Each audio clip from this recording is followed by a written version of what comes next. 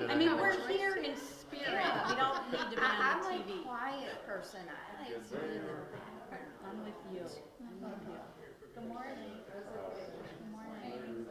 Oh, yeah. Hello. You guys can stand in front. Come here. You have to be up front. Get up front. You're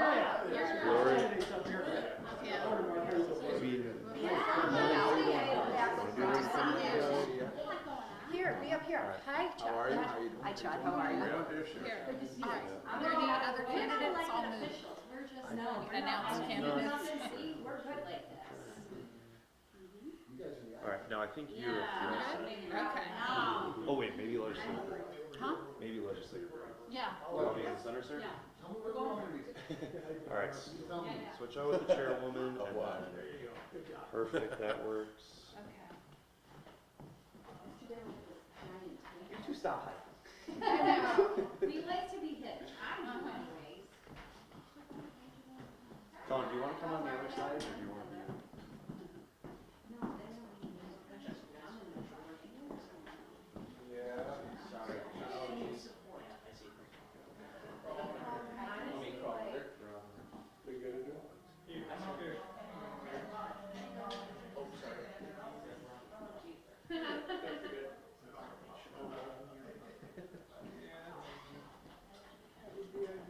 Yes. You guys need anything? Public hundreds? Stay all night? Hey, should I show you seeing I'll go on the other side. Well, I'm sure then just you're gonna have. Yeah, that's okay. That's great. Nice. Right here. Put a date where. Yep, do you need white balance at all? Mic check, 1, 2, 3, 4, 5, 6. Mic check, 1, 2, 1, 2. Mic check, 1, 2, 3, 4, 5, 6, 7, 8, 9, 10. You guys good? Everybody set?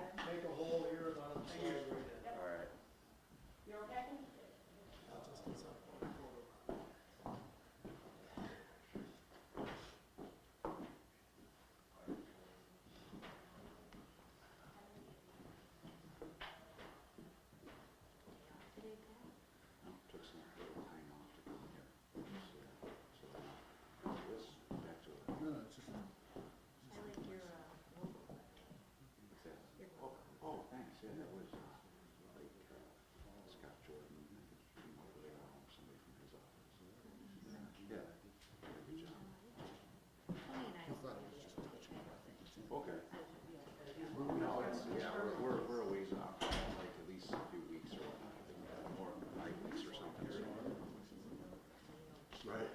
Good morning. Good morning. You guys all good? All right, well, I want to welcome everybody to Republican headquarters for an announcement regarding the upcoming special election for the 26th Congressional District. The county Democrats feel that they're entitled to this seat, but the Erie and Niagara Republican parties, working alongside the Conservative Party, are proud to make sure that voters have a choice in this election.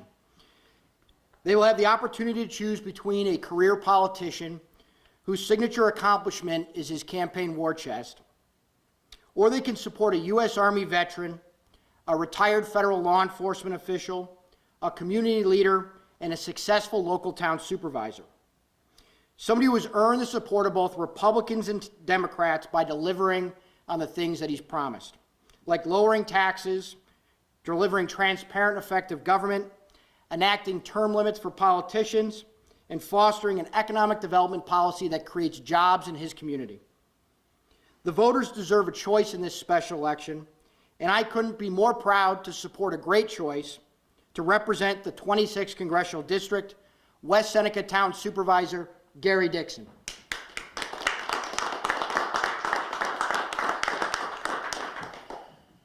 Good morning. I'm announcing today that I am a candidate for the special election to fill the vacant seat in the 26th Congressional District on April 30th. I do not take this decision lightly. I'm running because the public deserves a choice. Our next congressman should not be anointed by the Erie County Democratic Committee. It's an election, not a coronation. And yet another career politician is not going to solve our problems. Our country faces many challenges, but my entire professional life has been about confronting issues and addressing them. In my career in federal law enforcement, I have worked as an investigator and as a manager, probing cases that include corruption, fraud, and money laundering. As the West Seneca Town Supervisor, I have carefully managed the town budget and have not increased residents' town taxes for 4 years. Where some see challenges, I see opportunity. I have always been solution-driven, and I'm eager to take on the many issues facing our country. I know many of you struggle right now. Grocery bills have gone up, inflation is high, young people can't afford to buy a house. Folks are concerned about the safety of their communities. Above all, I want to tackle the issues that are important to the residents of the district. I am running to represent every person in the district, regardless of where you live, how much you earn, or what's the color of your skin. I'm running for the residents of Buffalo, particularly East Buffalo, who have seen politicians come and go, and nothing really has changed. I'm running for the residents of Amherst and the rest of the residents of every other city, town, and village in the district who feel they're being taxed to death. I'm running for the residents of Cheektowaga who were not consulted before migrants were put in their town. For every resident who's being told that the country is moving in the right direction, there are many who can look at the facts in front of their eyes and see inflation and increased crime are real. In short, I'm running for all residents of the 26th Congressional District who are tired of the dysfunction in Congress and just want a government that works for them. Finally, I am realistic about my chances. This is the bluest district outside of the New York City area. However, the town of West Seneca is also technically a blue town. But 3 elections in a row have shown that my brand of governing is what residents want. I'm offering the same dedication to make government work for the taxpayers and residents of the 26th Congressional District. Thank you.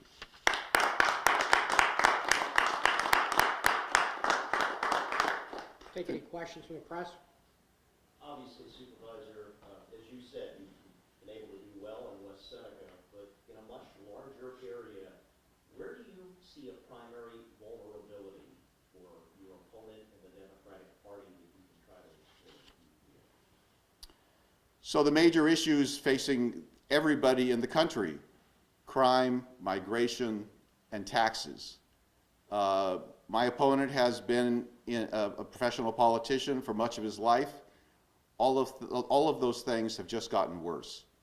Taxes are out of control, spending is out of control, and as far as New York State goes, people have been leaving. I want to create the conditions where people want to stay in my district, and people feel that the country is on the right trajectory as far as crime, and that we get migration under control. I am all for legal migration. Do you currently reside in the 26th? So the 26th district under the redistricting will include all of West Seneca, just like it used to. What are your plans to get your message out there? Well, I think we have a robust communication policy. You know, I am one of the most open supervisors in the county. You know, my cell phone is out there. I am frequently on Facebook, and we do have a plan to match to generate the ability to get my name out, and more importantly, you know, what I stand for. I don't you know, fool myself that we're going to be able to compete with my opponent's massive war chest. But you know, it's funny. When people talk about politicians, it's always a compliment that they have a huge war chest. To me, that's an indication of being a professional politician, and that is not what I am. I'm about getting things done. I'm about focusing on the problems of the district or the town. What about the fact that your competitor, whoever you want to phrase it, the Democratic candidate, is quibble with the phrase popular, but he's credited with the waterfront, various things. So how do you change that he's seen as the successor to this very popular incumbent? How do you change that narrative? Well, this is not a hereditary position. Just because, you're in line or have been judged by the Democratic Party to be in line to have this doesn't mean it's your right and that you get to assume that position without any competition. As I said in my statement, this is all about giving voters a choice. They do not have to accept a professional politician. They can look at me and see what I've done in West Seneca and say, maybe this is the direction we want to go in. Because I can prove that I can control tax increases because I've done it. I can prove that I'm for term limits because we've implemented them in West Seneca. I am for a wide variety of issues that don't get much play in the press nowadays, which is, for example, things like term limits or about control over the money that's taken over our government. All those things I want to talk about.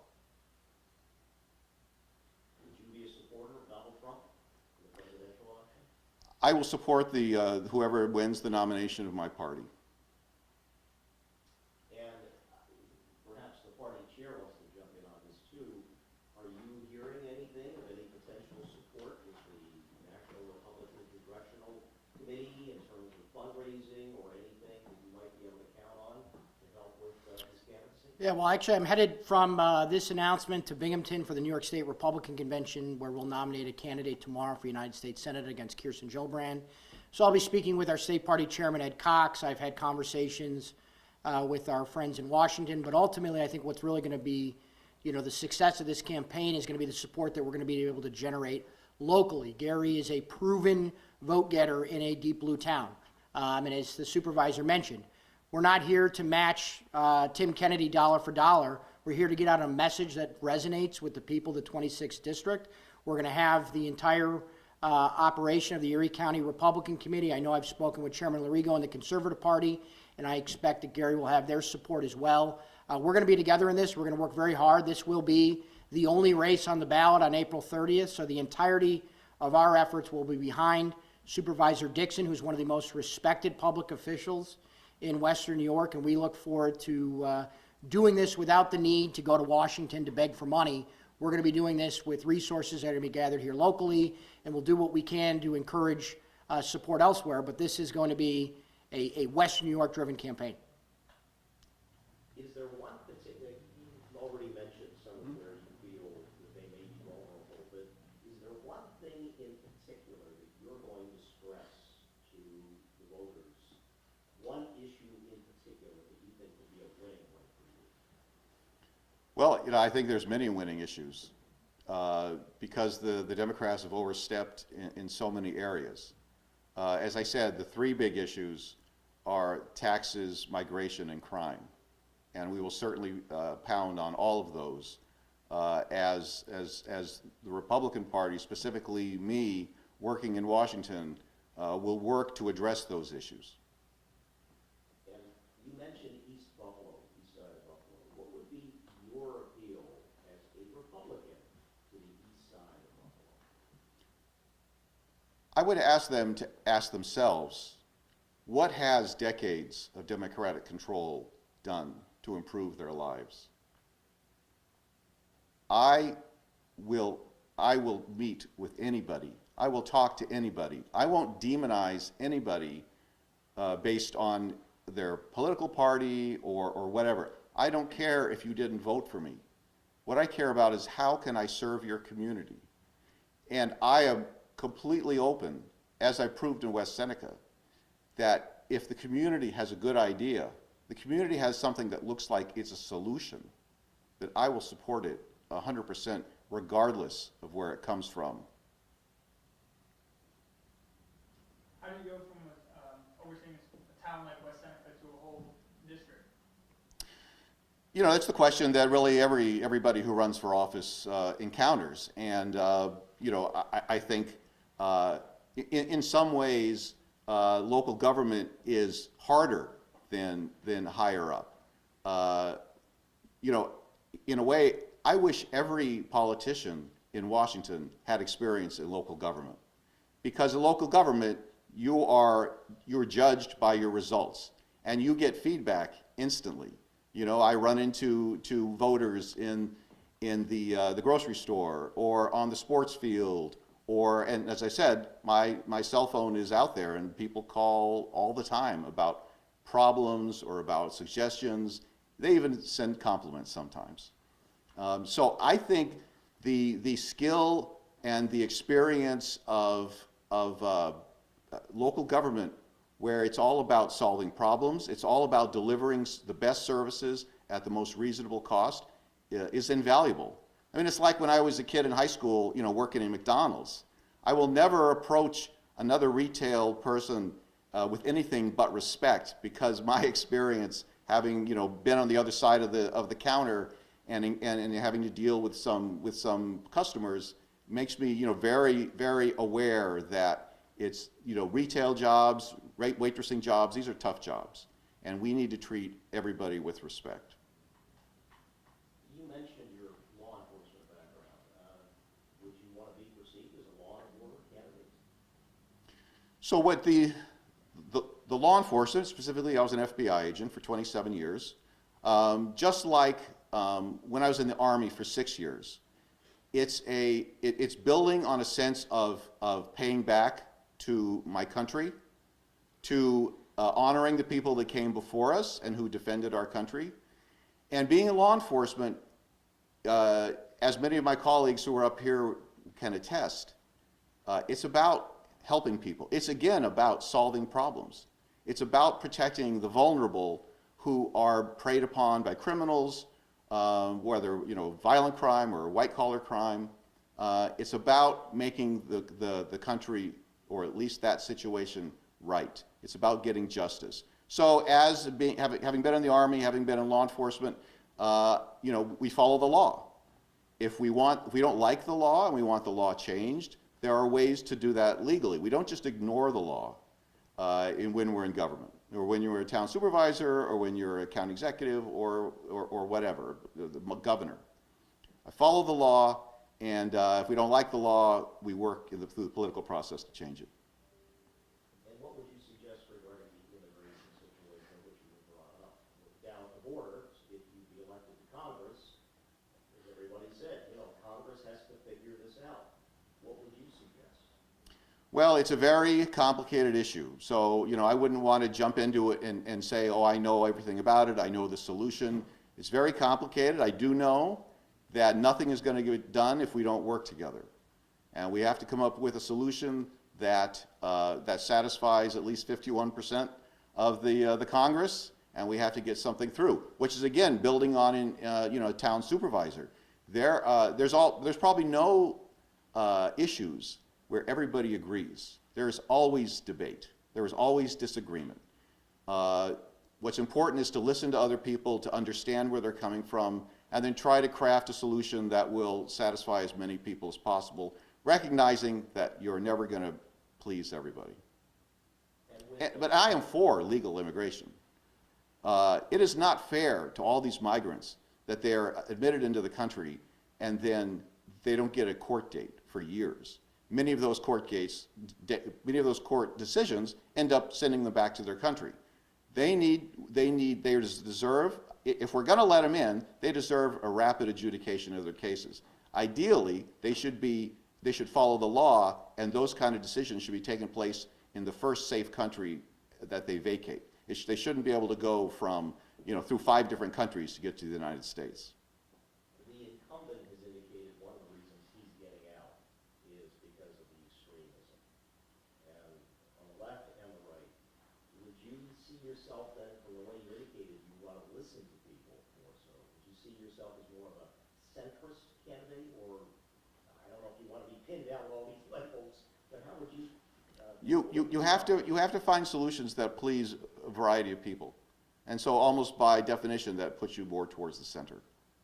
Yeah. And you know, as far as him being frustrated, I absolutely get it. That's why I'm for term limits, frankly, because nobody is indispensable. Everybody can be replaced. Everybody else has good ideas.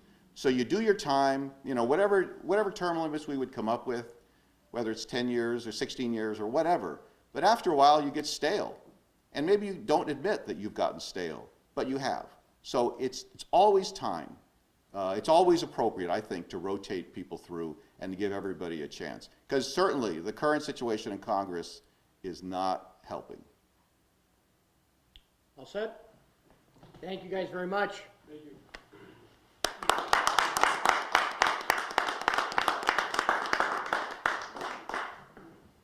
Before you guys all break, do you want to get up?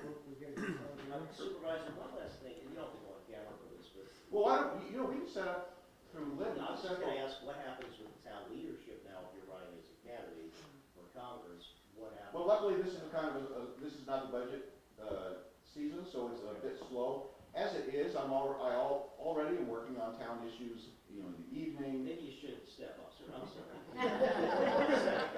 Step back up for that question. So the question is about the town leadership. The busy season is the season of the budget, which begins around July. But regardless, I do much of my work in the office hours, but a lot of it, as my wife will attest, is after hours, is early in the morning, as anybody who's received an email from me at 4 o'clock in the morning will attest, or is it at night. So there's a lot of flexibility where I can get everything that I need to do finished. And then, of course, you know, the same with campaigning, which is only for about 9 weeks. So it's a fairly short period before the special election. And of course, you can ask this question of pretty much anybody that runs. You could ask it of my opponent. How is he going to keep doing his work in the Senate? You can ask it of people who run for re-election. It's just a fact of life that this is how the system works. And I have absolutely zero problem, or I can say with confidence that everything in the town will continue to run. We have very good employees, and certainly in the town board meeting, I'll be doing my responsibilities there. Thank you. Thanks. Thank you guys for being here. I appreciate it. We're just going to move this over so we have room for a photo, and then try not to break any of your microphones.